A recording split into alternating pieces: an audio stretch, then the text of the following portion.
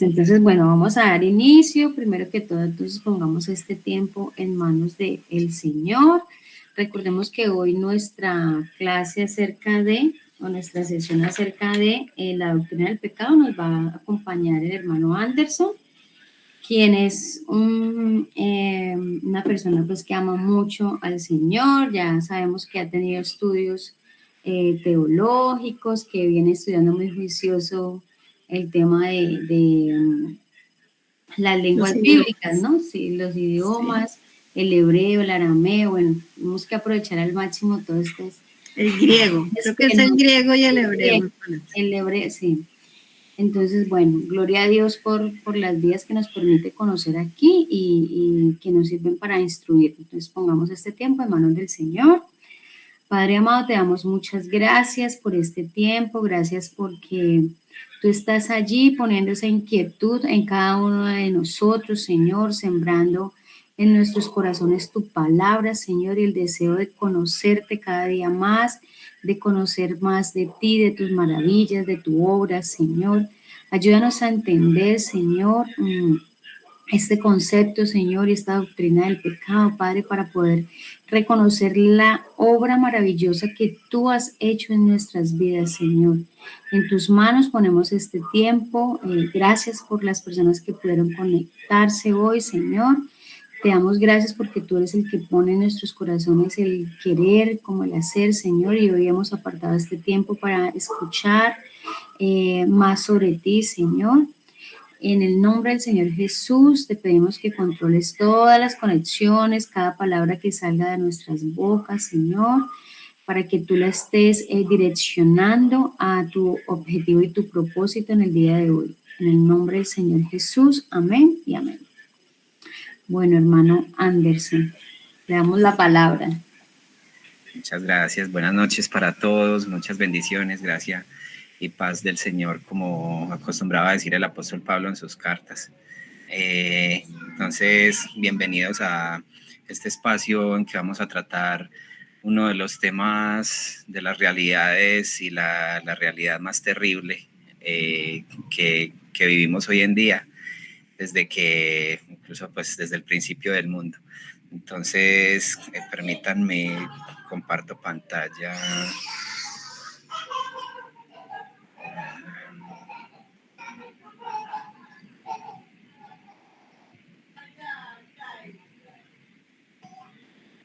Disculpen un momento.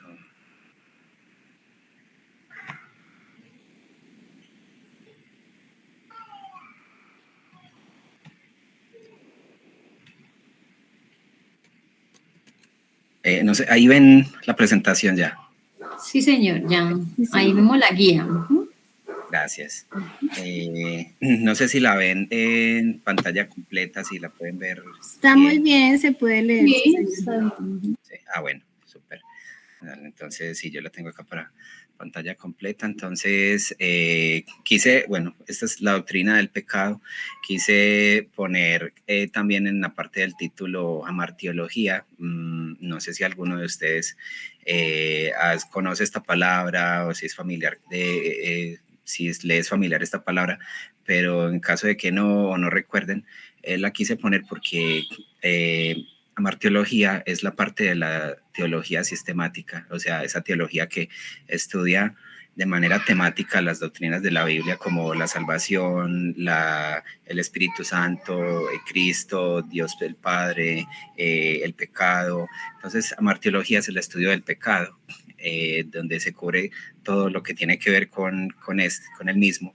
Y viene precisamente, es un término griego, porque precisamente pecado en el griego, en el Nuevo Testamento, se dice hamartía, y tenemos logía, que es tan famoso, tan común en las diferentes asignaturas y ciencias, y que es se puede referir a estudio, se puede referir a palabra. Entonces, amartiología es el estudio del pecado. Entonces, aquí, como uno siempre pone las imágenes en una diapositiva, pues la idea es hacerlo con un propósito y claro, el propósito es aquí empezar mostrando cuáles empiezan a ser los protagonistas del origen del pecado, ¿cierto? Entonces, o quiénes participan allí, no necesariamente en que todos participen pecando, pero que sí, quiénes son los protagonistas o los que hacen parte de esto. Entonces vemos en el fondo el trono de Dios. Hermano Anderson, discúlpeme, estamos viendo, o por lo menos yo veo la guía de preguntas. Ay, perdóname. Permíteme entonces, muchas gracias por contarme, porque estaba yo aquí convencido de que estaban viendo la presentación. Permítanme.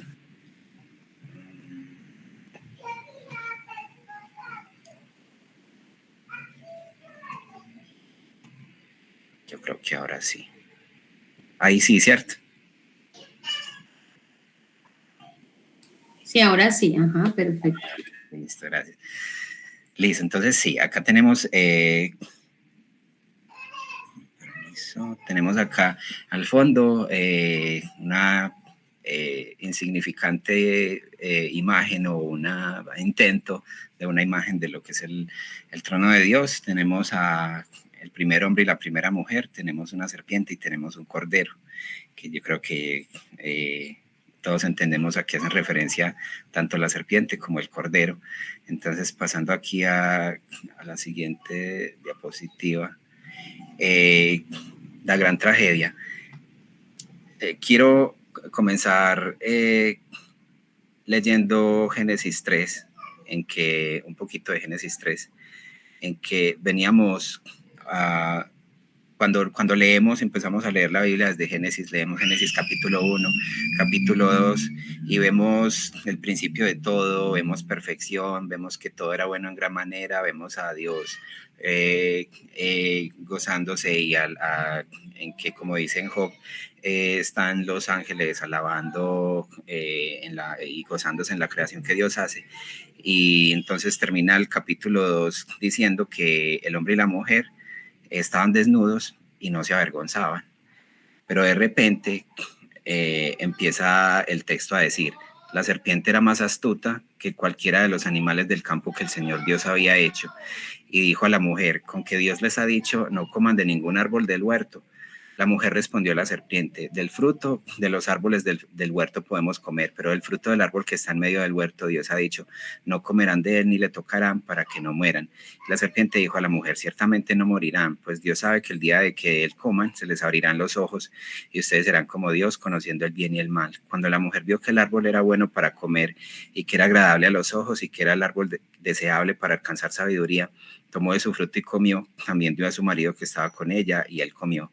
Entonces fueron abiertos los ojos de ambos y conocieron que estaban desnudos y cosieron hojas de higuera y se hicieron delantales. Entonces el Señor le advirtió al hombre que si comía, vemos en Génesis 2, en el capítulo anterior, le había advertido Dios, le dijo, te doy todo, les doy todo, de todo pueden comer, pero del árbol del conocimiento del bien y del mal no comerán, porque el día que de él coman, la verdad es que morirán, ciertamente morirán. Entonces el Señor le advirtió al hombre, pero el diablo contradijo a Dios diciéndole a Eva que no morirían.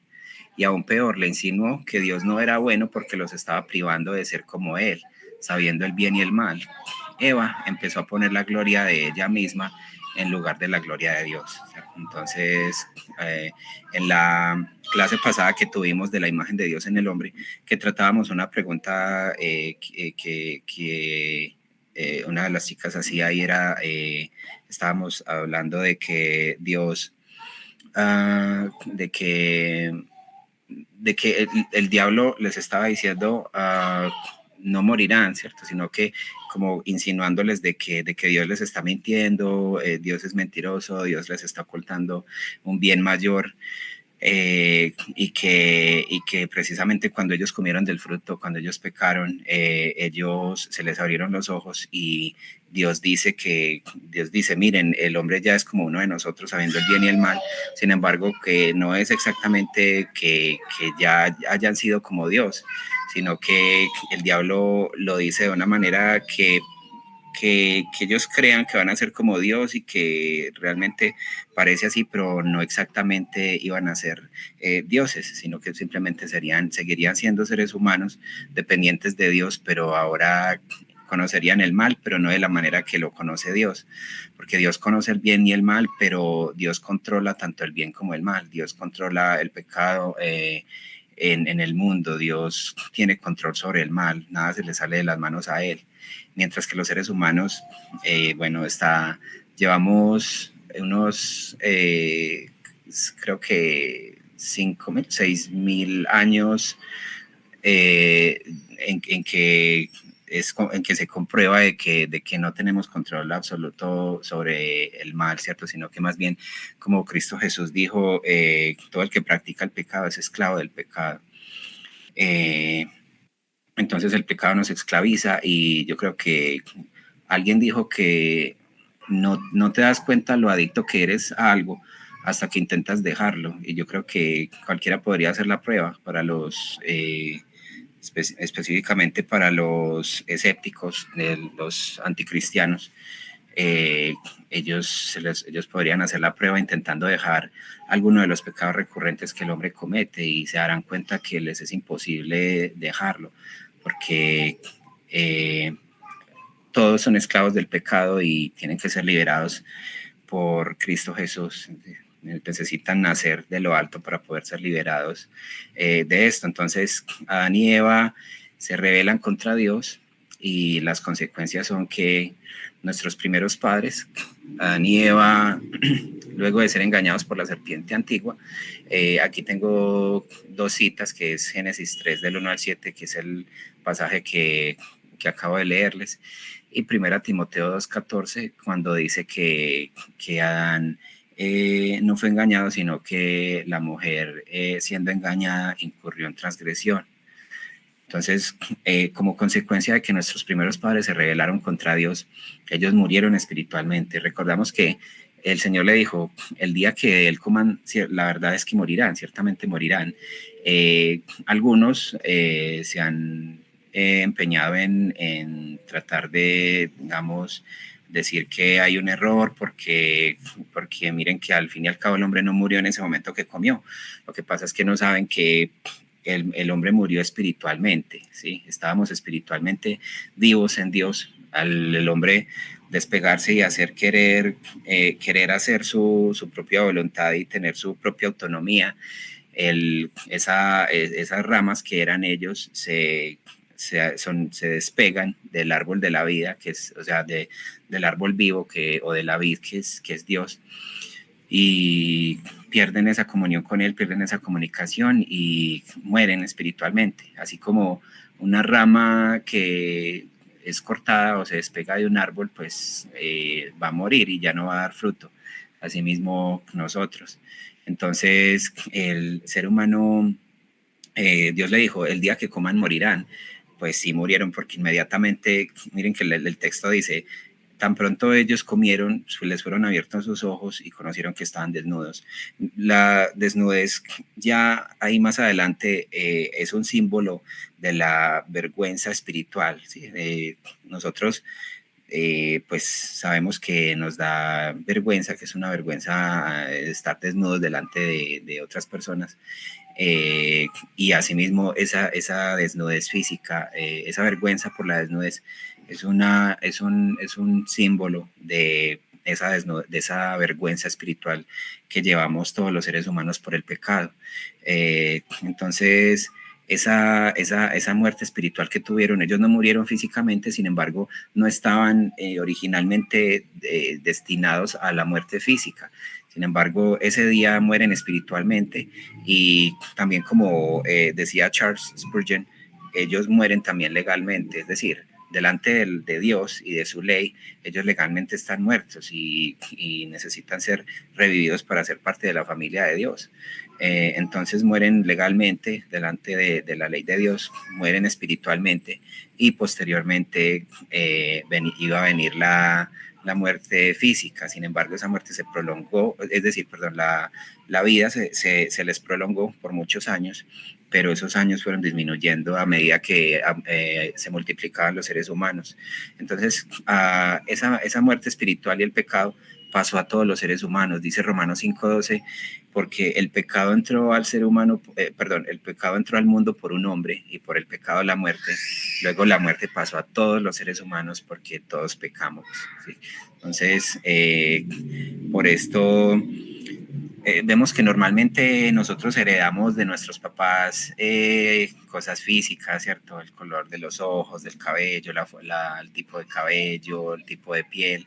Y no solo eso, sino que muchas veces escuchamos el comentario, le sacó el genio al papá, salió con la misma... no sé, el mismo espíritu alegre de la mamá y así por el estilo. Entonces, heredamos el pecado de nuestros primeros padres y por ende obviamente de nuestros padres inmediatos, por decirlo así, y ahora todo ser humano nace muerto, ¿sí? O sea, por la gracia de Dios, los que pues estamos hoy en día, Dios nos concedió nacer, no nacimos muertos en el vientre, pero sí espiritualmente muertos, y todos los seres humanos nacen muertos, físicamente vivos, pero espiritualmente muertos. Entonces, aquí va comenzando esas consecuencias y esa tragedia, lo que yo llamaba en la diapositiva anterior, la gran tragedia. Porque ¿qué tragedia hay mayor que esta? Pues esta es la cuna de todas las tragedias y de aquí es donde viene todo el mal. Entonces ahora todo ser humano nace muerto, físicamente vivo, pero espiritualmente muerto, como dice, esto nos cuenta el Salmo 51:5, en que el rey David dice, mira, yo nací en pecado, en maldad he sido formado y en pecado me concibió mi madre. Entonces no queremos decir que cuando decimos que nacimos en pecado fue porque nuestros papás nos tuvieron sin estar casados, porque nacimos de fornicación, no, sino porque así sea de un matrimonio incluso cristiano, todos nacemos en pecado porque ese matrimonio cristiano lo componen dos pecadores, el pecado está en ellos y ese pecado es traspasado a sus hijos y así de generación en generación. Entonces, Efesios 2:1 nos cuenta de que el ser humano está espiritualmente muerto. Algunos dentro de la cristiandad sostienen y son pensamientos y doctrinas más bien muy nuevas, en que sostienen que no, que es que el ser humano tiene la capacidad de elegir a Dios y rechazarlo, ¿cierto? Y no está como que muerto, solamente que está enfermo en su pecado. Hay veces la Biblia compara el pecado con enfermedad, pero no está queriendo decir esos versículos que es que el ser humano no esté muerto, sino enfermo, porque claramente Efesios 2:1 dice que él les está hablando a los cristianos, el apóstol Pablo, y les dice que él les dio vida a ustedes cuando estaban muertos en sus delitos y pecados, siguiendo la corriente de este mundo conforme al príncipe de la potestad del aire, el espíritu que opera en los hijos de desobediencia.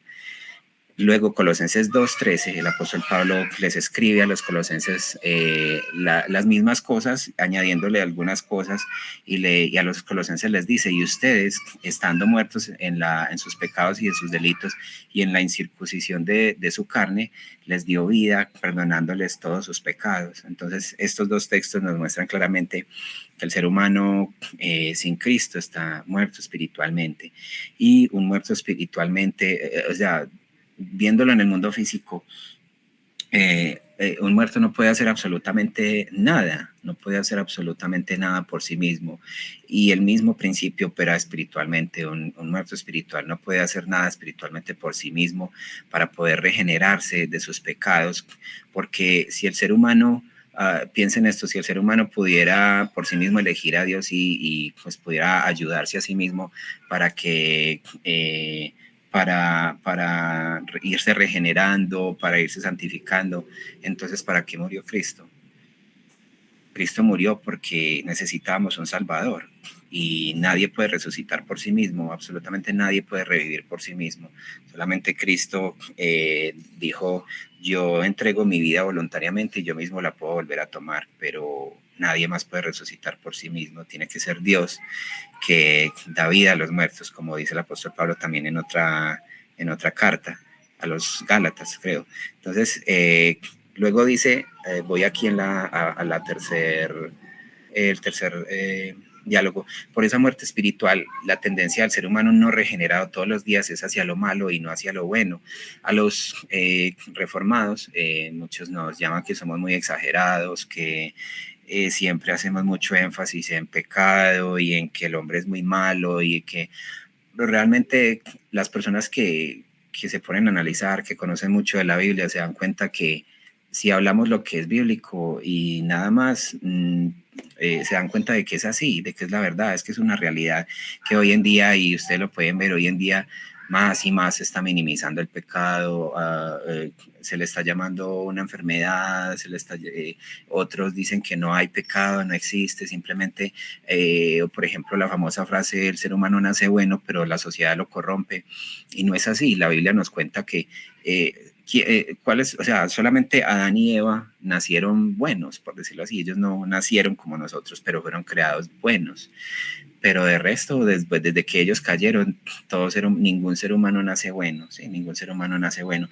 Eso no quiere, con esto, el hablar del pecado y de la terrible condición del ser humano, esto no quiere decir que estamos rebajando la imagen de Dios que hay en el ser humano o rebajando su valor. Pues en la clase pasada precisamente hablábamos de la imagen de Dios en el hombre y de el valor que tenemos delante de Dios. Sin embargo, hay otra realidad, y es que no podemos negar una verdad para solamente de quedarnos con una de ellas, sino que tenemos que aceptar todas las realidades, y la Biblia nos muestra que la tendencia del ser humano no regenerado todos los días es hacia lo malo y no hacia lo bueno. Génesis 5, que es la primera cita que tengo acá de esta parte, y es cuando cuando Moisés nos escribe que Dios vio a la tierra y vio que la maldad de los seres humanos era mucha en la tierra y que todo designio, todo pensamiento de los seres humanos era de continuo, solamente el mal. Entonces esto lo podemos ver desde que cuando Adán y Eva cayeron, tienen a Caín y Abel. Caín empieza por la línea de Caín se empieza a multiplicar los seres humanos y empieza también a multiplicarse el pecado, no solamente porque se multiplican los seres humanos, sino que la maldad empieza a ser cada vez peor. Empieza desde rebelarse contra Dios y luego sigue por medio de Caín a cometer un fratricidio. Fratricidio es cuando una persona asesina a un hermano. Entonces Caín asesina a Abel, y luego Caín tiene a su descendencia. Primero es Irad y luego viene otra descendencia. Vemos que por la línea de la descendencia de Caín tenemos un llamado Lamed.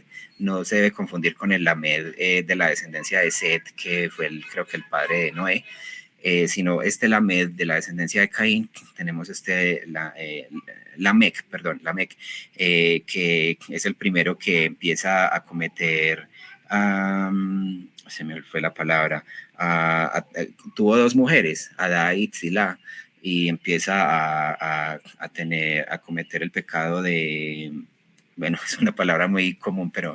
Bigamia, sí. ¿No?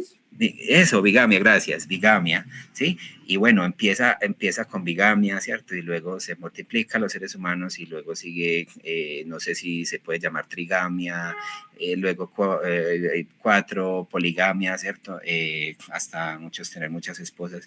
Entonces, se fue multiplicando la maldad. Dice que Génesis 6:5, la maldad, el designio de los pensamientos del corazón de todos los seres humanos era de continuo solamente el mal, y así continúa hasta hoy. Lo que pasa es que incluso dentro de la cristiandad hemos minimizado el pecado a decir que es que una cosa es pecado y otra cosa es maldad, porque es que maldad suena muy horrible, pero el pecado es maldad. Para el mundo, maldad es secuestrar, es asesinar, es abusar sexualmente de otra persona, ciertas cosas así que se ven muy terribles y que lo son, obviamente. Pero todo pecado es maldad, ¿sí? Jesús les dijo a los discípulos, si aún ustedes siendo malos saben dar cosas buenas a sus hijos, ¿cuánto más su Padre Celestial? Entonces Él nos dijo que somos malos, ¿cierto? Somos malos. Y entonces, continuando con Eclesiastés 9:3, nos dice que Dios hizo al hombre recto. No es ese. Eclesiastés 9:3 nos dice que esto es un mal grande en la tierra y que el corazón de los hijos de los seres humanos está lleno de mal y de insensatez en su corazón durante su vida, y luego de esto mueren. O sea, durante toda su vida son pecadores, hacen el mal y al final se mueren. Y la cosa sigue con los que quedan acá, ¿cierto? El corazón de los seres humanos está lleno de mal y de insensatez. Isaías 64:6, un versículo muy conocido y que es fuerte. Si los cristianos que minimizan el pecado y que nos llaman exagerados, no sé qué van a hacer entonces con este versículo que dice, si bien todos nosotros somos como suciedad, tremendo. Todos somos como suciedad y todas nuestras justicias son como trapo de inmundicia. O sea, todo lo que el ser humano hace sin Dios es sucio delante del Señor.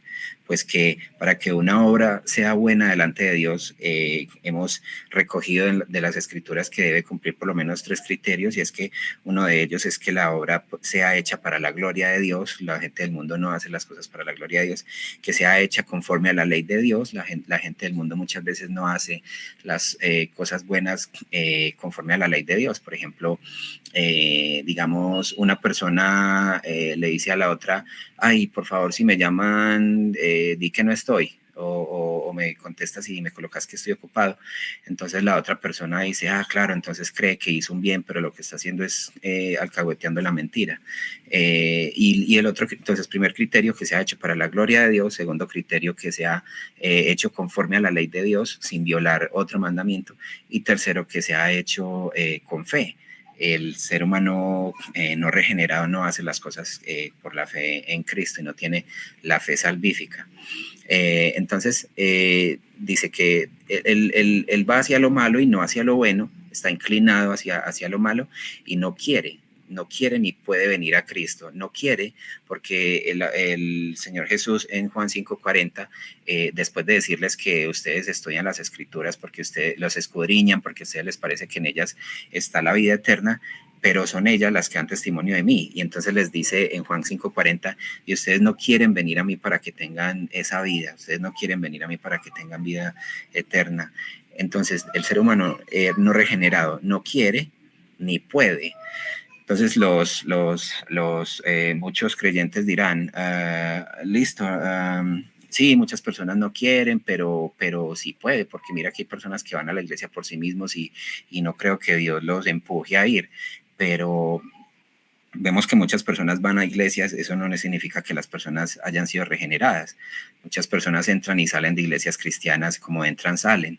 Entonces, cuando dice no pueden venir a Cristo, el Señor Jesús dice en Juan 6:44, ninguno puede venir a mí si el Padre que me envió no lo trajere, y yo lo resucitaré en el día postrero. Entonces, tremendo. Ninguno puede venir a mí si el Padre no lo trajera.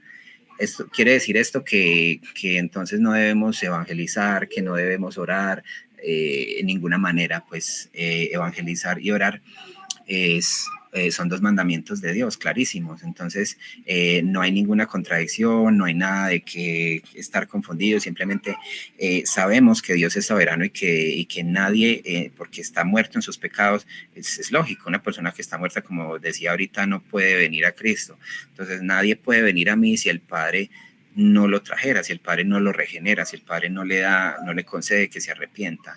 Dice 2 Timoteo 2:26 que Dios es el que le concede a las personas que se arrepientan para conocer la verdad. A todos los que estamos aquí, Él nos dio la oportunidad, nos concedió que nos arrepintiéramos. Por gracia nos salvó, nos dio hasta la fe para ser salvos. Imagínense, ni siquiera la fe la podíamos tener nosotros. Por fe somos salvos, pero esa misma fe la puso Dios en nosotros. Entonces, no puede. Juan 6:44. Luego, el mismo capítulo 6:65, Cristo vuelve después de seguir teniendo una discusión con los judíos, que cada vez lo odiaban más por las cosas que él hablaba, les vuelve a decir, por eso les digo que nadie puede venir a mí si no le fuera dado por el Padre. Entonces lo reitera, lo dice 2 veces en el mismo capítulo. Solo serán salvos si Él les concede que se arrepientan. Ahorita les mencionaba, bueno, primero Romanos 2:4 dice, el apóstol Pablo le dice al la audiencia, a la gente, les escribe, ¿acaso ignoras su bondad, su paciencia y su longanimidad, ignorando que su benignidad te guía al arrepentimiento? Ven. Entonces, su benignidad, su bondad es la que guía a los seres humanos al arrepentimiento. Tenemos 2 Timoteo 2, del 25 al 26, que es cuando dice que por si quizá Dios les concede que se arrepientan, que debemos ser siervos de Dios, aptos para enseñar, pacientes, que con mansedumbre corrijamos a los que se oponen, por si quizá Dios les concede que se arrepientan y escapen del lazo del diablo en que están cautivos a voluntad de él. Quería poner acá una frase que no sé si conocen al pastor y creo que era pastor teólogo J.C. Ryle, Jean Charles Ryle, en español Juan Carlos Ryle, y él decía: nuestra rebelión contra Dios ha sido la causante de todas nuestras desgracias. Precisamente esto podría ser a la par con algunos pasajes, esto podría ser un rompehielos para cuando evangelizamos. Pues, por ejemplo, cuando queremos evangelizar a una persona en enfermedad, una persona con una enfermedad terminal, una persona que está en duelo porque se le murió un ser querido, una persona que está pasando por dificultades. Por ejemplo, una pregunta de rompehielos podría ser: ¿tienes alguna idea de por qué existe el mal, por qué sufrimos, por qué existe la muerte, por qué el mal, por qué el pecado, ¿cierto? Entonces ahí podríamos entrar y decirles: mira, lo que pasa es que el mundo era perfecto, pero nuestros primeros padres se rebelaron contra Dios voluntariamente y esto trajo todas estas consecuencias. Y también esta frase de J.C. Ryle me parece espectacular y terriblemente espectacular, porque terriblemente hablando de que pues, esta terrible realidad del pecado, nuestra rebelión contra Dios ha sido la causante de todas nuestras desgracias. Continúo entonces aquí. Entonces ahorita decía que obviamente desde Adán y Eva ya siendo pecadores, y luego viene Caín, no queriendo decir que Abel no fuera pecador. Obviamente todos, absolutamente todo ser humano, desde Adán hasta el último ser humano que nazca en la tierra antes de que Cristo vuelva, es pecador, excepto Cristo. Cristo es el único ser divino, él es divino, Él es el único ser perfecto que tocó la tierra con un cuerpo físico como nosotros. Entonces, también entre las cosas que hablaba Paul Tripp en el libro, y en una parte al tocar el que a la manera de Dios y a la manera de nosotros. Y yo quería poner ese ejemplo con Abel y Caín, y quise poner a Abel primero. Generalmente solemos decir Caín y Abel, y pues Caín era el mayor. Sin embargo, lo quise poner así porque quise poner primero al justo, justificado gracias a Cristo. Voy a poner al justo y luego al impío. Entonces, Abel y Caín, a su manera y a mi manera. ¿Cómo así? Quisiera empezar con el texto. Dice: al transcurrir el tiempo, Caín trajo al Señor una ofrenda del fruto de la tierra. También Abel, por su parte, trajo de los primogénitos de sus ovejas y de la grasa de los mismos. El Señor miró con agrado a Abel y su ofrenda, pero no miró con agrado a Caín y su ofrenda. Caín se enojó mucho y su semblante se demudó. Génesis 4, del 3 al 5. Se dice mucho que Caín es el origen de las religiones falsas. Bueno, hay muchos que dicen que el cristianismo no es una religión, sino un estilo de vida, y que Caín es el origen de todas las religiones, pero yo y bueno, los reformados diríamos que de las religiones falsas, pues que el cristianismo es considerado una religión, solo que yo abiertamente y sin temorle, cualquiera que me pregunte, porque hay veces preguntan cuál es la religión verdadera, yo le diría: la religión verdadera es el cristianismo. Lamentablemente el cristianismo tiene muchas falsificaciones, ¿cierto? Catolicismo, testigos de Jehová, mormones, entre otros. Entonces se dice mucho de que Caín es el origen de las religiones falsas. ¿Por qué? Porque vemos por primera vez en la Biblia digo, un ejemplo de una persona que quiso hacer las cosas como Dios manda, adorar a Dios como Dios manda, y otro que no quiso hacerlo, sino que quiso hacerlo a su manera. En la clase pasada yo les comentaba que la Biblia no nos dice, no nos da información de que si es que, o sea, porque el uno ofreció esta ofrenda y el otro otra, y porque Dios miró con agrado la de Abel y la de Caín no. Y es que en este caso solo nos queda pues concluir o formular la hipótesis de que Dios, o sea, había una comunicación con él de cierta forma, y que pues como todavía no había una ley escrita, pues se conocían ciertas cosas de la voluntad de Dios, se sabía cómo se debía disponer de ciertas cosas de acuerdo a la situación. Entonces, vemos que Abel ofreció una ofrenda agradable a Dios, en que vemos más adelante en la ley de Moisés que Dios que Dios demandaba sacrificios como ofrenda por el pecado de cada uno de los del pueblo. Entonces, Abel tomó una ofrenda agradable a Dios, que fue un sacrificio por su propio pecado. Y no solo eso, sino que el texto se cuida de decir, de poner esa buena reputación de Abel y decir, es que Abel cogió de lo mejor creo que las ovejas, mientras que Caín tomó lo que quiso. O sea, Abel era esa tipificación de aquel cristiano, aquel buen cristiano que dice debemos adorar a Dios como Dios manda y a la manera de Dios y como está escrito en su palabra. Y tenemos a Caín como representación del impío o del falso cristiano que dice, es que yo sigo a Dios pero a mi manera, es que yo quiero seguirlo a Dios como a mí me parece, ¿cierto? Entonces las cosas deben ser a la manera de Dios. Y por eso es que se dice que Caín es el origen de las religiones. Las religiones siguen o supuestamente adoran a Dios, pero ellos le añaden a la Biblia, si es que acaso tienen la Biblia, le añaden o tradiciones, o el libro del Mormón, o el libro de Elena de White, el libro del Mormón, etcétera.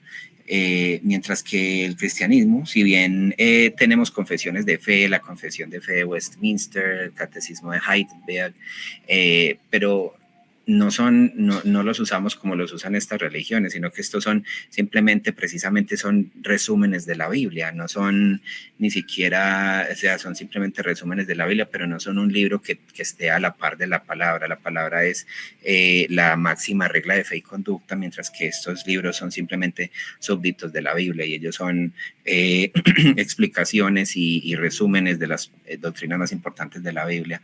Entonces, nuestra idolatría no es más que un producto del yo, porque nos hacemos becerros de oro, dioses a nuestra imagen, para adorar a esos, porque en nuestra imaginación esos dioses sí, perdón, ahí coloqué sí 2 veces, esos dioses sí nos satisfacen y sí nos dan lo que queremos, ¿cierto?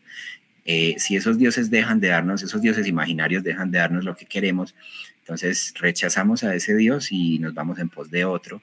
Y esa es la tendencia del corazón del ser humano. Decía Juan Calvino que el corazón del ser humano es una fábrica de ídolos. Y es que es así, fabricamos constantemente ídolos, aún nosotros los creyentes. Dios debe ser nuestro único Dios, pero lamentablemente y fácilmente somos engañados por nuestro corazón y por el diablo también, y es que empezamos a adorar otros dioses también adicional a la par con Dios, ¿sí? Como hacían los samaritanos en los tiempos del exilio de los judíos, en que cuando se llevaron, perdón, del exilio de los israelitas por manos de Asiria, en que llevaron gente allá para adorar a sus dioses, y adoraban al Dios de Israel, pero adoraban también a Baal y a muchos otros. Entonces, nos hacemos, hoy en día, listo, los cristianos no nos inclinamos ante los dioses pasados, pero ¿qué tal la adicción al estudio? ¿Qué tal cuando por estudiar, incluso por hacer algo bueno, como estudiar teología, lo llevamos a un punto en que nos hacemos esclavos de estudiar teología y dejamos a un lado la comunión con Dios? dejamos a un lado la oración, el estudio de la palabra, descuidamos a nuestras esposos, esposas, hijos, familia y otras cosas importantes. O qué tal el trabajo, cuando teniendo la oportunidad de no trabajar más allá porque nos afecta nuestro tiempo de comunión con Dios o ir a la iglesia, pero nos dejamos llevar y empezamos a inclinarnos ante el Dios trabajo, el Dios, cosas que no son dioses, pero los hacemos dioses y nos esclavizamos a ello. Entonces, cuando esos dioses no nos dan satisfacción, porque de alguna manera estudiar teología satisface el intelecto, trabajar me da más dinero, me gusta lo que hago, ¿cierto? Entonces eso me da satisfacción. Yo te adoro trabajo porque tú me das algo, tú me das satisfacción. Pero el día que tú no me des satisfacción, pues me aburriré, me frustraré o me deprimiré y tendré que buscar otro Dios, pero Dios es mi fortaleza, es mi todo, pero engañándonos a nosotros mismos, también nuestro todo son otras cosas, ¿cierto? Entonces ya podemos imaginar que un sinnúmero de dioses, trabajo, estudio, la pareja, los hijos, entre otras cosas. Entonces, ego, yo, la palabra ego viene del griego ego, que significa yo, así es como se dice yo en griego, ego. Entonces de ahí es donde viene la palabra. Entonces yo primero y las cosas como yo quiero versus Dios primero y las cosas como Dios quiere.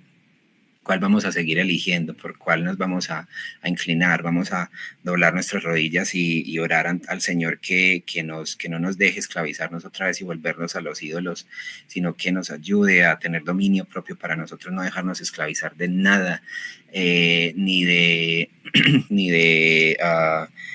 poner por encima de Dios a nuestros hijos o a nuestras esposas, nuestros esposos, a nuestros amigos, el trabajo, el estudio, entre otras cosas. Con permiso voy a moverme un poquito rápido, que el tiempo es muy corto y necesitamos como también dar espacio para revisar un poquito la guía de estudio y alguna pregunta o comentario que surja de esta exposición, ¿sí? Entonces me disculpan si voy rápido. ¿Qué significa pecado? Entonces, llevándolo quisiera mostrarles el significado desde las palabras que vemos o que fueron escritas por nuestros hermanos, los escritores originales de la Biblia. En hebreo, pecado se dice jatá. Jatá. En griego, hamartía. Algunas veces lo van a escuchar amartía porque, bueno, son la pronunciación que yo sigo y que trato de llevar es una pronunciación más antigua y hay una moderna, un griego moderno. Entonces, hamartía es en griego. De ahí viene lo que les decía al principio, hamartiología. Hamartiología es el estudio de la doctrina del estudio del pecado. Entonces, el significado es errar en el blanco.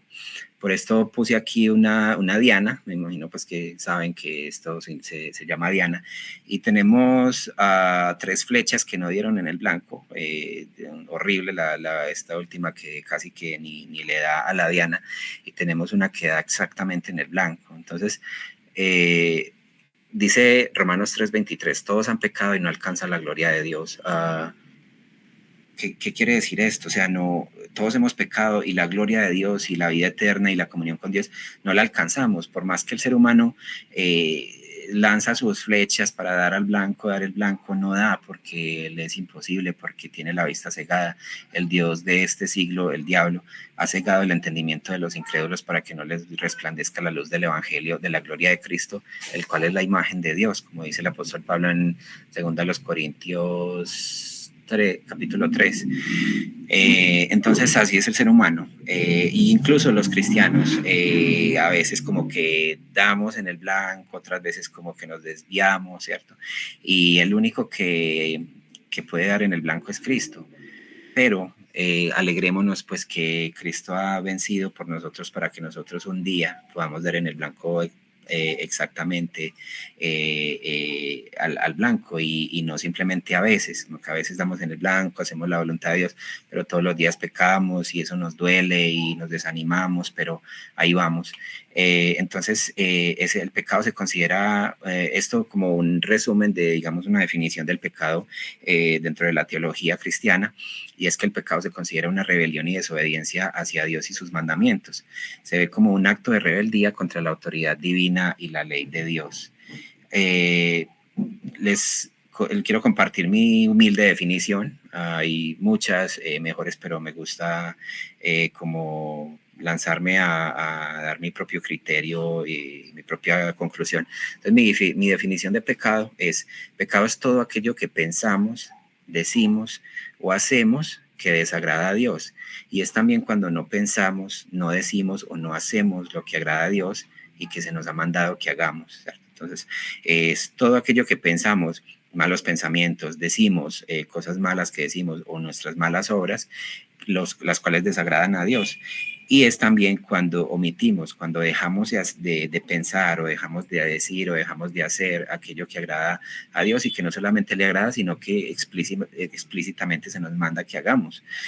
Porque, por ejemplo, hay cosas que, digamos, no pensamos, pero que pues no se nos ha dicho, piensa en esto. Sin embargo, hay cosas que sí se nos ha mandado que pensemos, y creo que ahorita lo tengo por allí, Filipenses 4:8, cuando nos dice que todo lo que es verdadero, todo lo bueno, todo lo justo, todo lo puro, todo lo amable, todo lo que es de buen nombre, si hay virtud alguna, si algo digno de alabanza, piensen en esto. Entonces ven que nos está diciendo que incluso que pensemos en ciertas cosas, pensemos en lo bueno, pensemos en todo lo que es justo, lo puro.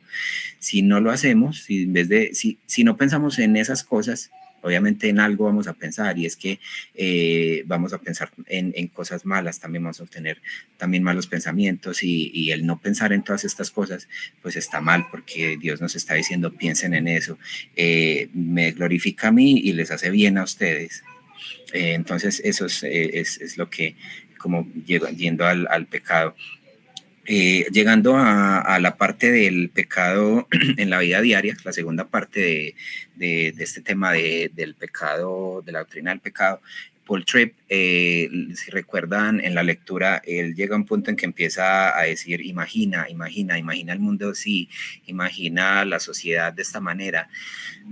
Y yo la pensé varias veces para poner este contraste, este ejemplo, porque la pensé como que, ¿será que es de mal gusto mostrarles como unas palabras de alguien que no fue cristiano y que pues un cantante mundano? Pero al fin y al cabo hasta lo consulté con mi esposa y me dijo, no, me parece bien la idea. Entonces, bueno, al fin y al cabo lo quise plasmar, y seguramente en la clase pasada y en esta me han visto dando ciertos contrastes de esto versus esto. Y es que, bueno, no fue pensado así, se fue dando, y es que precisamente en la Biblia vemos un mundo de contrastes, y la realidad y espiritual es un contraste, es el bien y el mal, es los hijos de la luz y los hijos de las tinieblas. Entonces vemos el imagina de un impío versus el imagina de un cristiano. ¿Cuál es el imagina de un impío, por ejemplo? John Lennon, que incluso la pensé para poner el nombre, pero bueno, John Lennon, un cantante que ya murió hace muchísimos años, él tiene una famosa canción que dice, esto es parte de la letra, dice, imagina que no hay cielo. Entonces la palabra que él usa en inglés es heaven, que se refiere al cielo espiritual, no al cielo, digamos, al firmamento, el cielo azul. Él dice, imagina que no hay heaven, que no hay cielo, es decir, o sea, que no hay paraíso, si no hay cielo, que es el trono de Dios, entonces imagina que no hay Dios. Imagina que no hay Dios, no hay ningún infierno bajo nosotros, es decir, ningún lugar de castigo justo, que para ellos es injusto, ningún infierno bajo nosotros, por encima de nosotros solo el firmamento, es decir, solo sky, es la palabra que él usa, sky, por encima de nosotros solo el cielo azul, solo el firmamento y nada más. y ninguna religión tampoco, ¿sí? O sea, no, imagina el mundo sin cristianismo, ¿se imaginan? Imagínense el mundo sin cristianismo, sin gente que quiera hacer el bien, sin gente sí, imagínate el mundo sin esas personas que fundaron la Cruz Roja, que fundaron hospitales, universidades, que detienen el mal y que han hecho muchísimo bien, de que obviamente hemos hecho mal, pero todo el bien del que se ha servido la humanidad gracias al cristianismo y el cristianismo gracias a Dios. Ninguna religión tampoco, imagina toda la gente viviendo la vida en paz. Entonces esta última frase es chistosa porque ellos se imaginan él como representación del mundo impío en sus canciones y en su idealismo imposible.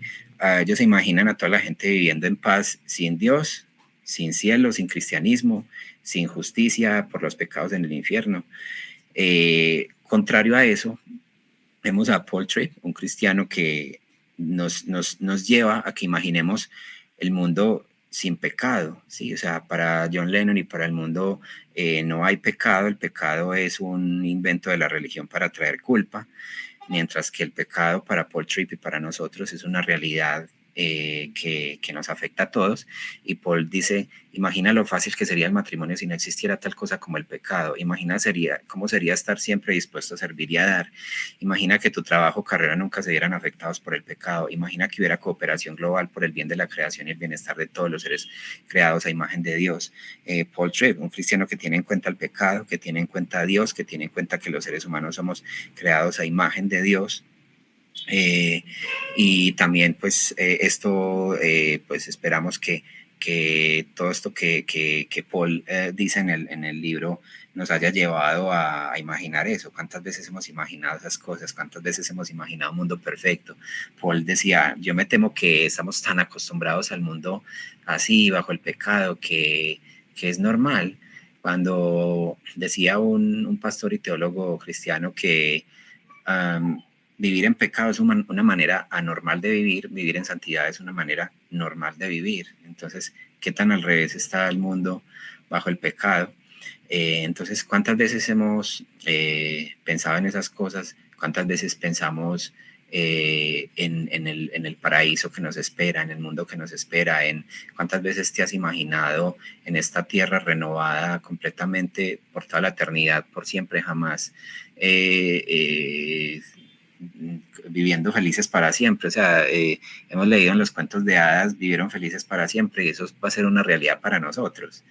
Y casi que se me hace un nudo aquí en el cuello de que imaginen, maravíllense, piensen, imaginen ese mundo y que eso los fortalezca. Recuerden cuando después de que hayan pecado contra Dios o cuando estén en una dificultad, si hemos pecado, arrepintámonos y pensemos en la gloria que nosotros se ha de manifestar cuando estemos en dificultades. Entonces, por eso puse aquí Filipenses 4:8, que es el que les compartí ahorita, de que piensen en todas esas cosas buenas, todo lo bueno, todo lo puro. ¿Cuántas veces has imaginado y meditado en el mundo perfecto de Génesis capítulos 1 y 2? ¿Cuántas veces has imaginado que ese mundo perfecto será una realidad nuevamente y ya no será una realidad como antes en que hubo la posibilidad de pecar y en efecto pasó? Ya en esta nueva tierra no va a haber esa posibilidad por nada del mundo. ¿Qué tan seguido piensas en ese mundo perfecto que habrá nuevamente? ¿Qué tan seguido piensas en cuando estés en el cielo? ¿Qué tan seguido piensas en la segunda venida de nuestro Señor Jesucristo, a partir de la cual estaremos siempre con Él? ¿Y qué tan seguido piensas en los cielos nuevos y esta tierra nueva que el Señor hará, en la que todo será perfecto, viviremos con el Señor para siempre? Y como dice Apocalipsis 21:4, no habrá muerte, ni habrá más duelo, ni clamor, ni dolor, porque las primeras cosas habrán pasado. Permítanme, sigo rápidamente, pena que ni los deje como meditar un poquito en eso tan hermoso, pero les ruego que lo piensen. Yo lo he pensado, yo más a menudo ahora imagino y pienso la vida perfecta, la vida en la presencia de nuestro Señor, un mundo hermoso, llenos a la felicidad perfecta. O sea, es que es absolutamente la la utopía que para el mundo, pero más que una utopía es una realidad, es el ya y el todavía no, es una realidad de que para la que vamos, y es maravilloso, es increíble. Esas cosas también animan a uno a darle gracias a Dios y decir, oh, Señor, yo te agradezco, muchas veces no entiendo, no te entiendo, o no entiendo por qué las cosas o por qué tienen que pasar ciertas cosas, pero te doy gracias porque de tantas personas que hay en el mundo y tantas personas que van al infierno, gracias por haberme salvado a mí, por estar salvando a mi familia, porque me das la oportunidad de orar por mi familia y de dar testimonio para ellos. Entonces, Paul Tripp continuaba diciendo de que el problema de los seres humanos no está en que, o sea, las leyes de este mundo son buenas y son necesarias, son importantes, son mandadas por Dios, es que necesitamos leyes para detener un poco el pecado, ¿cierto? Y para castigar el pecado, pero eso no es la solución, o sea, eso solo refrena el pecado, es como los sacrificios del Antiguo Testamento, solo cubrían el pecado para satisfacer la ira de Dios, pero no limpiaban, no destruían, o sea, no solucionaban el problema del pecado, solo Cristo con su sangre solucionó ese problema para nosotros. Asimismo, las leyes y las normas que seguimos son buenas y son necesarias y son mandadas por Dios para controlar el pecado de cierta manera, para controlar ese monstruo horrible que hay en nosotros, pero eso no quita el pecado. Entonces el problema está en el corazón. Aquí pongo la imagen de que el pecado nace en el corazón, que tiene que ver con los sentimientos, con las emociones, la voluntad. Luego ese pecado se manifiesta, ya sea verbalmente, físicamente, y luego ese pecado le esclaviza más y se vuelve un círculo vicioso y mantiene el ser humano en esa esclavitud. Entonces, el Señor Jesús decía que del corazón salen los malos pensamientos. Mateo 5, 27 al 29 nos cuenta esto y nos dice que no solo es pecar físicamente, se peca también con la mente. Para Dios, el pecado no está solo cuando se comete, sino desde que se engendró en el corazón. Santiago 1:13 en adelante nos dice de que el ser humano es llevado por sus deseos malos y engendra el pecado, y el pecado engendra la muerte. Y entonces vemos aquí al Señor Jesús diciendo que es que, o sea, listo, el que asesina a alguien es asesino, pero el que odia a su hermano o el que odia a otra persona ya es culpable de homicidio. El acostarse con otra mujer que no es tu esposa, o viceversa, una mujer acostarse con alguien que no es su esposo, o serle infiel a su cónyuge, es adulterio, pero el que miró a una mujer para codiciarla ya alteró con ella en el corazón. Entonces el pecado no está solo en lo que hacemos, sino en lo que pensamos. Y para finalizar, Paul Tripp nos decía que debemos tener conciencia de una teología del pecado, es decir, conocer a profundidad el pecado como nos lo enseñan las escrituras, estudiar el pecado, y por eso les animo a que sigan estudiando y profundizando en el pecado. Lean buenos libros también para complementar. Hay un libro, no sé si está en español, me disculpan, es un libro de W. Pink, que se llama La depravación total humana. Si quieren lo buscan, no sé si está en español, pero hay muchos otros libros, y bueno, hay el material que les ha compartido las hermanas, la verdad acerca del hombre de Paul Washer, bueno, material hay muchísimo, videos, ¿cierto? Entonces que sigamos profundizando en un correcto conocimiento, una correcta teología del pecado. Y quería finalizar acá mostrando una realidad de que es el trono de Dios en resplandor y fuego, los serafines arriba volando, como vio Isaías en Isaías 6 en adelante, y los vemos serafines arriba por encima de él, con 6 alas, con 2 cubriendo sus rostros, con 2 cubriendo sus pies y con 2 volando. y Dios gobernando y la tierra abajo, que es el tapete de sus pies, ¿cierto? Entonces, tener una correcta, profunda y constante teología del pecado nos ayudará a conocer más y más nuestra condición como raza humana delante de Dios, la gravedad de esto, la necesidad del Salvador, y nos ayudará a tener una conciencia diaria de un constante arrepentimiento y agradecimiento a Dios por su amor eterno y su salvación. Y les comparto y les regalo este pasaje para que les dé paz y esperanza de la realidad que ya es en nosotros. Pero Dios, que es rico en misericordia, por su gran amor con que nos amó, aun estando nosotros muertos en pecados, nos dio vida juntamente con Cristo. Por gracia son salvos, y juntamente con Él nos resucitó, y asimismo nos hizo sentar en los lugares celestiales con Cristo Jesús, para mostrar en los siglos venideros las abundantes riquezas de su gracia, en su bondad para con nosotros en Cristo Jesús. Entonces, muchas gracias, y bueno, otra vez me pasé un poquito. Me gustaría, hermano, que me compartiera la diapositiva donde tiene Efesios 4:8 para tomarle un pantallacito. Oh, claro que sí. Ahora, ¿cómo vuelvo aquí? Permítanme. Ahí, no sé si ahí la ves. Ahí estoy viendo la de teología del pecado, la de la silla. Ah, bueno, me dices de la cita, ¿cierto? Sí, donde tiene la imagen donde tiene Efesios 4:8. Efesios. No sé si es esta. Dos antes de esta. Ah, bueno. Ah, esta es. Ah, ok. Y cita coloquemos aquí. De todas maneras, si les comparto las diapositivas, me encantaría. Sí, súper. Sí, claro que sí. Gracias. No, claro que sí. Bueno, tenemos poquito tiempo, me pasé otra vez, pero no sé cómo podríamos abordar si de pronto alguien tiene alguna o dos preguntas o algún comentario, y luego pasamos un poquito a mirar la guía de lectura. No sé cómo les parezca, Claudia y Paola. Yo creo que si de pronto alguno tiene alguna pregunta, como antes para revisar. Ah, ok.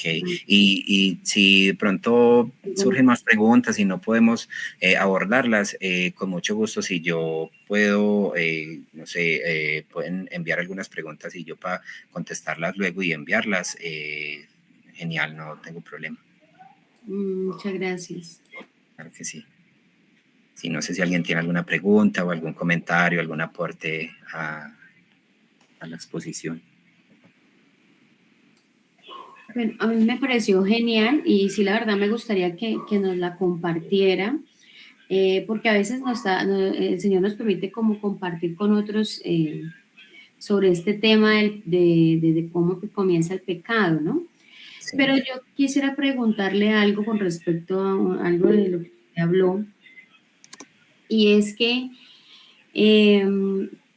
entendemos que cada uno de nosotros nació en pecado, ¿cierto? Sí. Nace en pecado.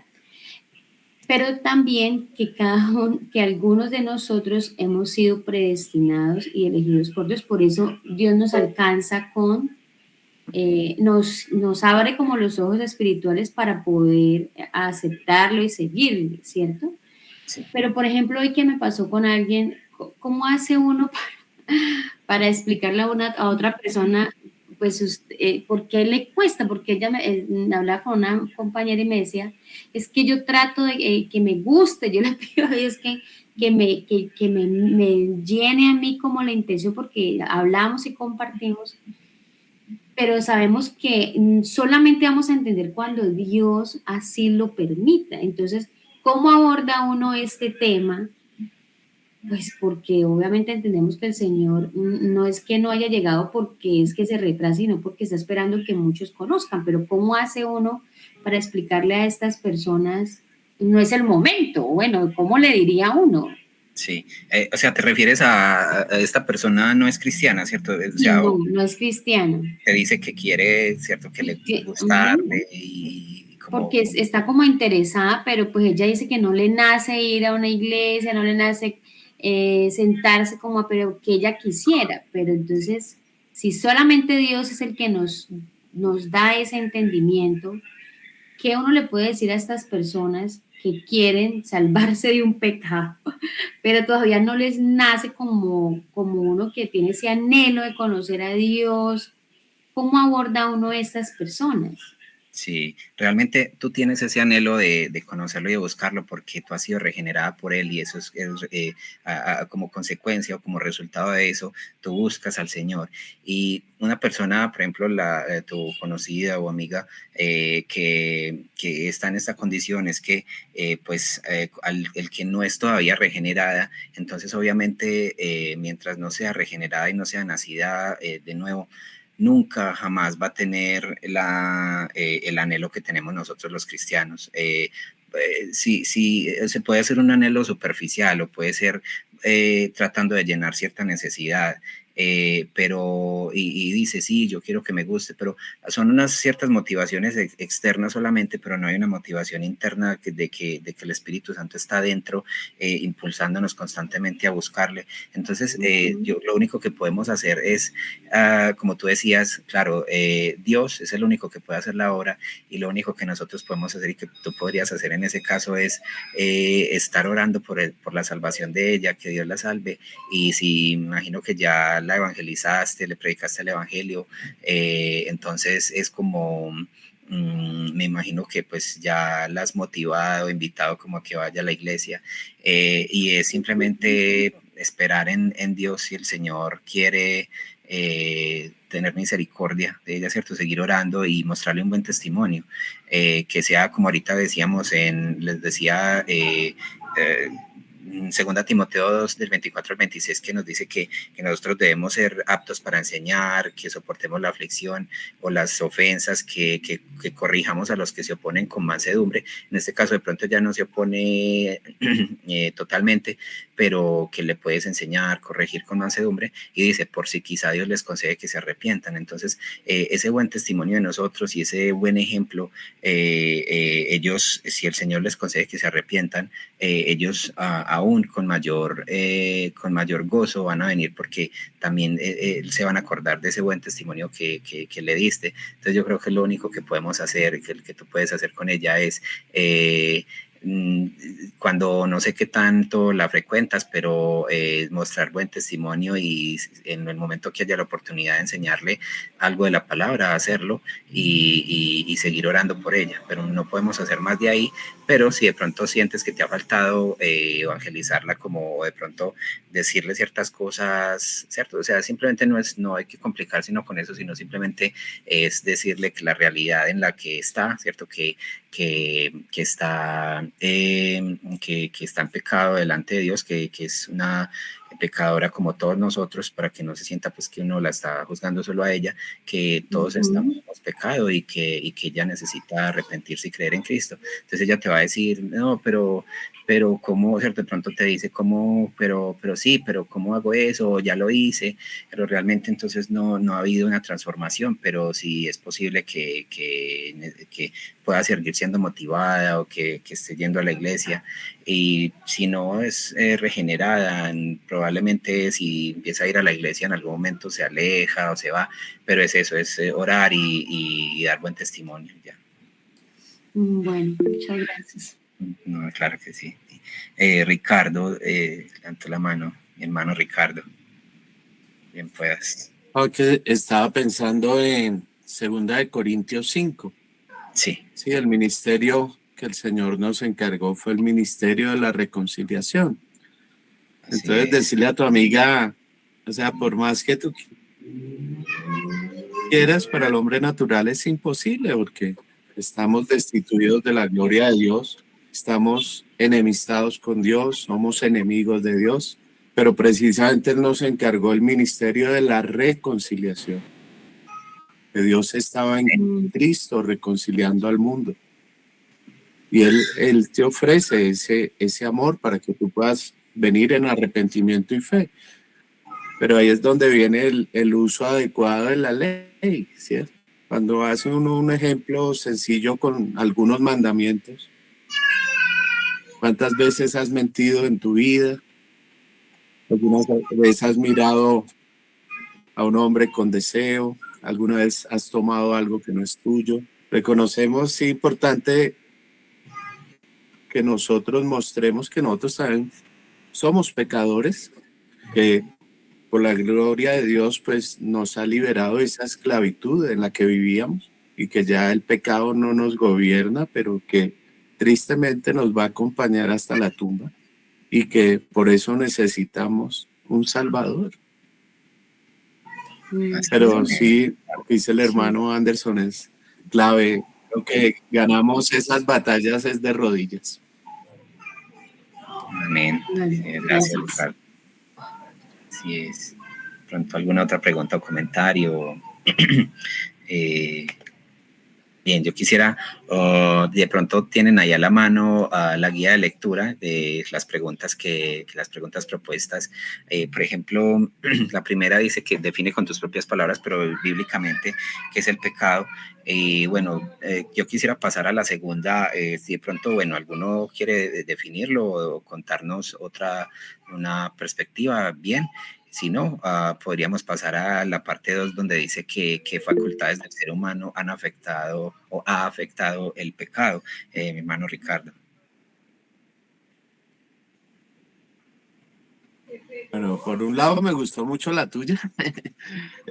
Buena tarea esa de poner tu toque. Yo la sinteticé en una frase: querer vivir fuera de las leyes que Dios ha dejado para su creación. Y pues soportaba en primera de Juan 3:4, ¿no? Que dice: todo aquel que comete pecado infringe también la ley, pues el pecado es infracción de la ley. La palabra atomía, que significa un desprecio absoluto por Dios y sus leyes. Estaba en God Question y me gustó mucho ese resumen. Súper, gracias. Sí, total. Y yo quisiera decir algo con respecto a cómo definió usted el tema del pecado y me hizo caer en cuenta de algo que estamos omitiendo. Por ejemplo, una de las cosas que nosotros le contamos a los niños de que es pecado cuando doy clase dominical es eso, que es todo lo que pensamos, todo lo que decimos y todo lo que hacemos que no le agrada a Dios. Pero claro, también es eso que nosotros omitimos, es la ley que nosotros no cumplimos. Y la verdad, gracias por esa información, porque esa parte, o sea, nosotros no se la estamos dando a conocer a los niños, simplemente es lo que ellos están haciendo y lo que dejan de hacer. Sí, total. Muy ¿Y sabes qué? eso. Sí, y sabes que hay un pasaje que en Santiago que precisamente dice eso de la omisión, y yo creo que, y sé que todos lo conocen, y dice, no recuerdo qué cita, pero es en Santiago, y él dice: el que sabe hacer lo bueno y no lo hace, le es pecado. Entonces, cierto, por eso yo definía que es algo que no hacemos, pero que además Dios nos lo ha mandado. Y, por ejemplo, Dios nos manda, no sé, amar a nuestros enemigos, y si no lo estamos haciendo, pues estamos pecando. Y como por acá Luis Fernando nos compartía, total, es una buena síntesis que él dice: es toda rebeldía pasiva o activa. Activa cuando es algo que hacemos que está mal, y pasiva cuando no estamos haciendo lo que está bien, lo bueno que Dios nos manda.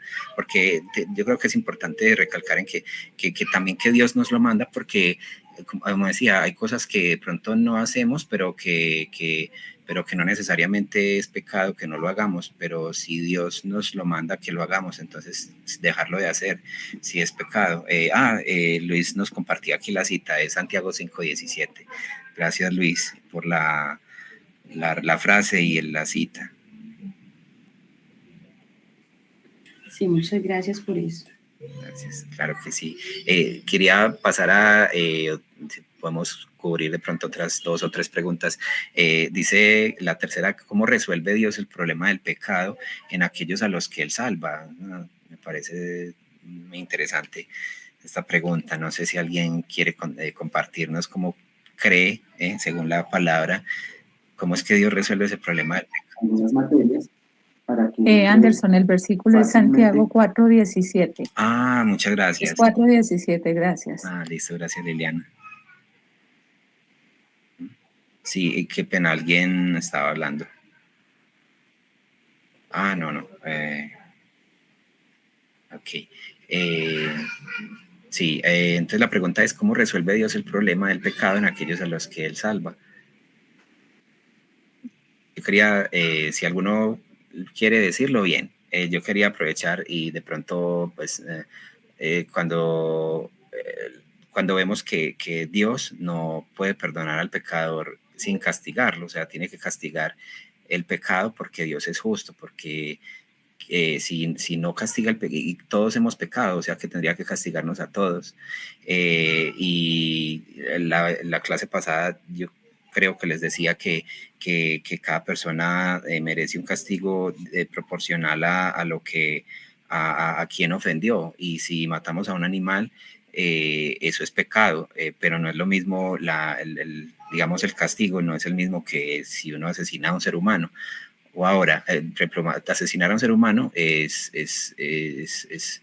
lo hace merecedor a uno de la muerte, pero pecar contra Dios, ofender a Dios, como Dios es un ser que su valor es infinito y su eternidad es perfecta, Él es infinito. Pecar contra Él es un pecado que es, por decirlo así, infinito, que entonces algo que es infinito es imposible para nosotros pagarlo, o sea, no lo podemos pagar ni con todas las eternidades, por decirlo así.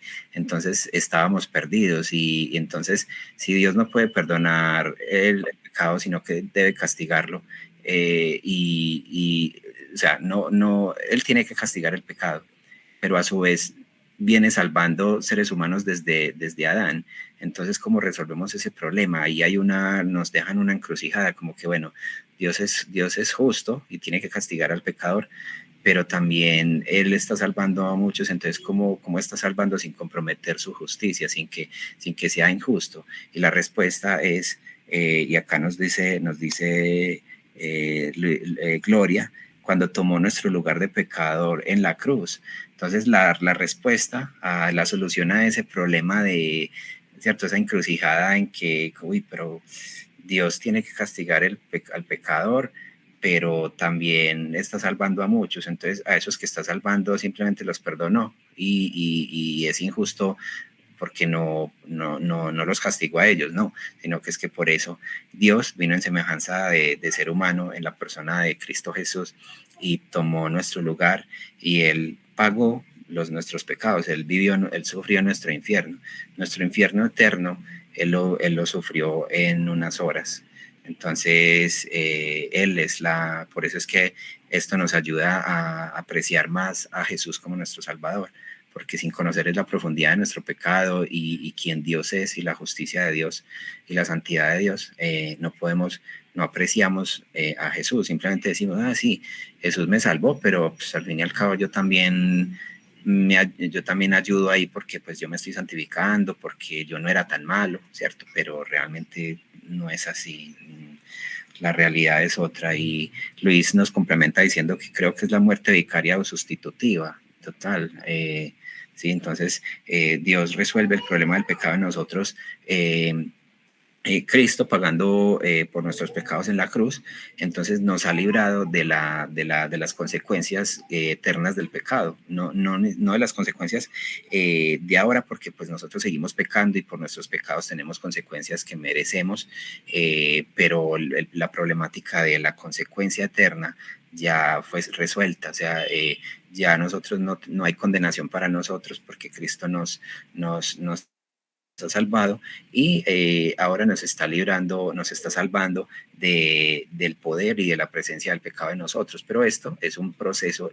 La consecuencia eterna fue resuelta ya, pero el tema de la presencia del pecado en nosotros es un tema que está siendo resuelto poco a poco. Él ha querido que sea así, que sea un proceso, que sea una escuela, y al final, cuando muramos, o si Cristo vuelve y estando nosotros vivos, entonces pues ahí ya esa problemática va a llegar, ese tratamiento, ese proceso va a llegar totalmente a su fin, en que ya seremos automáticamente renovados, ya el pecado dejará de existir para siempre y seremos totalmente renovados. Entonces, para no abusar también de su tiempo, de pronto la última pregunta, y si alguno quiere compartirnos qué que contestó en esta pregunta número 4, ¿cuáles son algunas de las consecuencias de no creer en el pecado y de negar su existencia?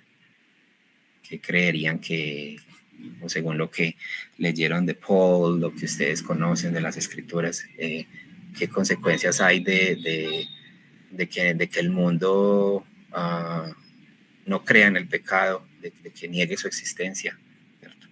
O que incluso los cristianos mismos lo minimicen? Erika nos dice, es Dios mismo quien nos pone en una relación es Dios, bueno, Erika creo que contestaba la anterior, es Dios mismo quien nos pone en una relación correcta con Él, y esto es más claro cuando entendemos el origen, la naturaleza y las implicaciones del pecado. Así es. Sí, también decía, veíamos ahí que Paul Tripp decía que nosotros como seres humanos creíamos entonces que nosotros tenemos el poder para repararnos a nosotros mismos, ¿sí? Entonces ponemos entonces nuestra esperanza en la educación, en la política, en la filosofía, en la psicología o en la medicina, de muchas otras cosas que nos ayuden a nosotros mismos como a volvernos unas mejores personas, ¿no? Cuando realmente solamente esa transformación en Cristo es que nos hace vivir, o sea, ser unas nuevas personas, ¿no? Así es, sí, total. El minimizar, o sea, no creer en el pecado nos lleva a creer que aquí no, que aquí el problema no somos nosotros, o sea, que no hay, el único problema es que, o sea, nos lleva dice Luis, a engañarnos a nosotros mismos, dice Gloria, el no gozar de los privilegios como hijos de Dios, identidad, seguridad, salvación, y es, o sea, minimizar el pecado, perdón, no minimizarlo, sino no creer que existe el pecado, es creer que, o sea, es negar el problema, la raíz de todos los problemas del mundo, es que la raíz de todos los problemas del mundo es el pecado, y no creer en el pecado entonces lleva al mundo a seguir buscando soluciones a problemas que no van a resolver nunca, jamás, nunca van a poder resolver ese problema. Lo único que lo puede resolver es Dios, y bueno, y eso es como una de las consecuencias, y por eso también yo los animo a que estudien, sigan estudiando, a que sigan en oración, para que tengan cuidado con ciertas doctrinas, porque muchos incluso está la teología liberal, y hay teólogos que incluso llegan a decir que Adán y Eva, y que la historia de la historia de la creación no fue real, o sea, que es simplemente algo en sentido figurado, imagínense. Entonces, si decimos que Adán y Eva y el pecado son en sentido figurado, entonces estamos diciendo que que el pecado no es una realidad, y que eso no es un problema para nosotros, cuando los mismos protagonistas del Nuevo Testamento, Cristo, Jesús y los apóstoles, nos muestran una y otra vez de que todo es una realidad, que eso no es en sentido figurado ni mucho menos. Entonces, como para que tengan cuidado con muchas corrientes y muchas interpretaciones, y el hecho, por ejemplo, se ha atacado incluso a la autoría de Moisés al Pentateuco, y por ejemplo, decir que Moisés no escribió el Pentateuco, sino que es una serie de escritos de diferentes épocas y de diferentes autores. Esto ataca totalmente la inerrancia y la infalibilidad de las escrituras, y eso derrumbaría las doctrinas del cristianismo. Hay muchas evidencias de que tanto bíblicas como de otro tipo, literarias y de otro tipo, de que obviamente Moisés fue el que escribió el Pentateuco, pero en esas cosas la teología liberal y otras corrientes tienen que atacar la inerrancia bíblica y tratar de desmoronar o de desacreditar que la Biblia fue toda inspirada por Dios, porque de esa manera entonces así sería más fácil tratar de derrumbar el cristianismo. Pero ustedes saben que estamos fundados sobre la roca, y la palabra de Dios nadie la podrá derrotar, ni tampoco al pueblo de Dios. Sí. El hermano Ricardo tenía ahorita levantada la mano, no sé si quiere decir algo antes de... Pero tú tocaste el texto que yo iba a decir. No, entonces, bien, Pai. Ok. Bueno, gracias y bueno, Ujú. no sé. ¿Podemos entonces cerrar en oración, hermano Anderson? Claro que sí. Entonces, permítanme, antes Leo Erika nos describe, no creer en la gravedad del pecado mantiene a la persona en el mismo pecado de la incredulidad y se pierde la gracia salvífica de Dios. Sí, total, es la incredulidad de no creer en el pecado, no creer en Dios, en nada. Bueno, Claudia levantó la mano. Sí, solamente es como una cuasi tarea, no sé, bueno, tú pues ya nos diste las clases que muy amablemente nos quisiste colaborar. Cuando hablabas del pecado y la paga de la muerte, como ahorita vamos a ver justificación, vamos a ver dentro de poco, sí, y vamos a ver santificación. Me llama la atención que Berkov en su teología sistemática dice que nosotros tendemos a separar muerte espiritual de muerte física, ¿sí? Y Sí. siempre, y yo de hecho yo lo enseño así, ¿sí? Que el hombre murió espiritualmente y digamos que empezó a morir físicamente, ¿sí? Porque claro, ya pues el cuerpo no está en perfección, se empieza a enfermar, empieza a envejecer, entonces yo siempre lo enseñaba así. Y hace poco por una materia que estábamos viendo, solamente como dejarlo de tarea, dice él, Berkov, dice el castigo con que Dios amenazó al hombre en el paraíso fue el de la muerte a que aquí se refiere no es la del cuerpo, sino la del hombre como un todo.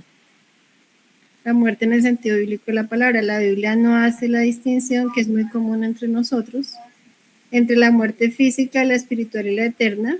Ella tiene un concepto sintético de la muerte y la reconoce como la separación de Dios. Sí, bueno, y ahí sigue.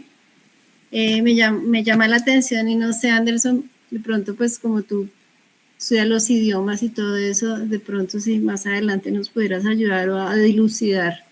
Pues no voy a leer todo el texto porque es largo, pero poder entender que morimos por el pecado en un sentido amplio de la palabra no es fácil de asimilar.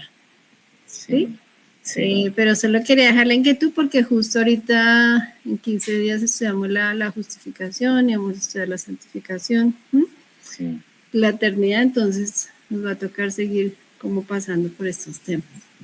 Sí. Y era eso, y un poco vinculado también a que en algunos teólogos y profesores vinculan la redención, el sacrificio de Cristo, lo vinculan al atributo de Dios de la justicia. ¿Sí? Sí. Y en el cronológico, que ahorita pues Ricardo hacía referencia al inicio del curso, me parecía muy chévere, pues porque no todo lo que allá enseñábamos me genera dudas, pero eso me gustaba y todavía lo mantengo, que la muerte por el pecado también se vincula al atributo de Dios de santidad, porque la santidad es apartado, ¿cierto? Sí. Y de alguna manera pues la muerte nos está separando del santo, entonces la muerte por el pecado también tiene que ver con la santidad de Dios y no solo con la justicia, entonces son preguntas que han venido surgiendo en los cursos y en este especialmente, y si de pronto nos pudieras como dar luces para las siguientes, aunque sé que pues no vas a estar facilitando acá, pues te agradecemos y agradecerte por esta clase de hoy también.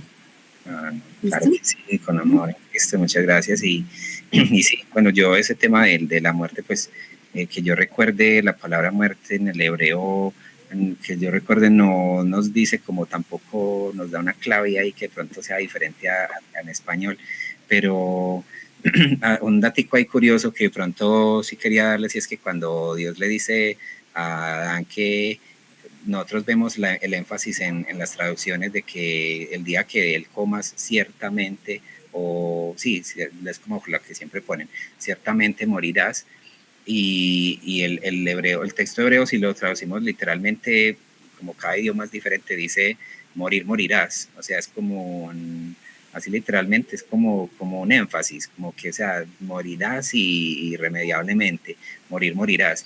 Y el diablo, yo de pronto lo tomo como como una burla del diablo, como utilizando casi que las mismas palabras, porque Dios les dice, morir, morirás, y el diablo cuando les dice, él les dice le dice a Eva, ustedes no morir, morirán. O sea, como, sí, o sea, digamos que en español ciertamente morirás, y el diablo utiliza las mismas palabras de Dios, pero ya para contradecirlo y diciendo, ciertamente no morirán.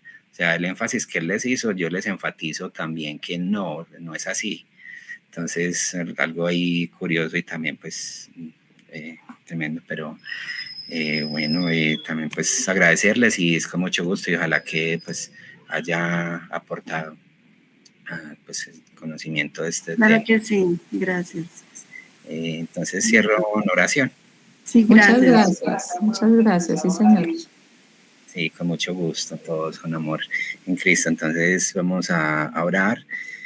Padre, te damos muchas gracias por esta clase y por este compartir entre hermanos, Señor, y aunque estamos lejos, o por lo menos yo estoy lejos de la mayoría de ellos, pues que ellos creo que todos o casi todos están en Bogotá, pero y a pesar de que también no nos conocemos pues personalmente, pero esta es la bendición de como pueblo de Dios, somos una familia universal y una familia eterna, y donde quiera que haya un cristiano, allá hay un familiar nuestro y parte de la familia de Dios.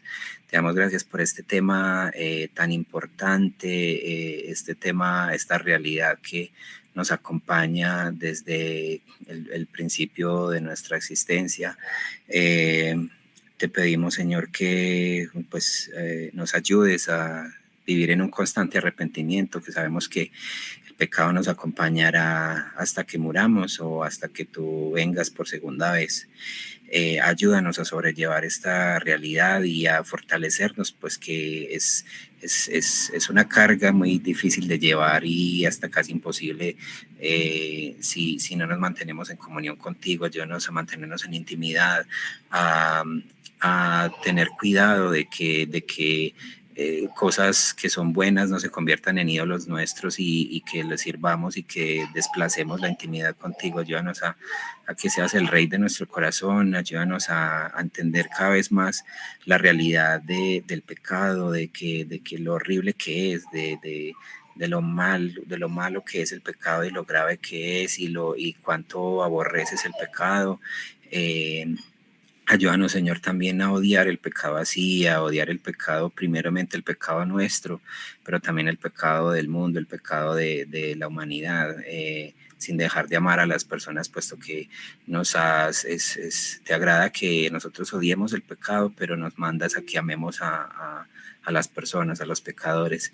Entonces ayúdanos, Señor, a conocer más y más de esta realidad del pecado, a tenerlo en cuenta y ayúdanos, Señor, a vivir una vida santa. Bendice a mis hermanos y ayúdalos a que disfruten y aprovechen y sea de edificación para ellos lo que viene en adelante, que es el tema de la justificación, de la santificación, de cómo tú tratas, Señor, con aquellos a los que salvas y cómo tratas la realidad del pecado. Te pedimos, Señor, que nos guardes, nos bendigas y nos ayudes a seguir viviendo para tu gloria. Llénanos de gozo y paz y bendice a nuestras familias también. En el nombre de Jesús. Amén. Amén. Amén. Gracias. Bueno, que estés gracias. Bien. Muchas gracias. Muchas gracias, Anderson, por tu tiempo ahorita y por la preparación que tuviste para nosotros. Dios te bendiga. Amén, igualmente. Amén, muchas gracias a todos los bendigo y muchas gracias. Bendiciones. Gracias. Les quedo viendo las diapositivas. Chao. Bueno, listo. Bueno, Paola nos acompaña desde Cali, para que sepas que okay. tenemos. Yo también. Sí, Cali. Bien. Creo que Fernando también es de Cali. Bueno, tenemos Cali, Bogotá y Medellín. Sí. El triángulo de oro. ¿Y Anderson dónde está? Yo estoy en la capital de la montaña, en Medellín. Medellín. ¡Ay, qué chévere! Sí, bueno, bienvenidos por acá cuando quieran este calor que está haciendo en estos días. Qué rico. Por acá también tenemos un verano, más o menos, ¿cierto, Ricardo? Bueno, muchísimas gracias. El Señor los guarde y les bendiga. Está el clima bastante lejos. Buenas noches. Sí. Bueno, Gracias, hasta luego. chao, que estén bien. Hasta luego.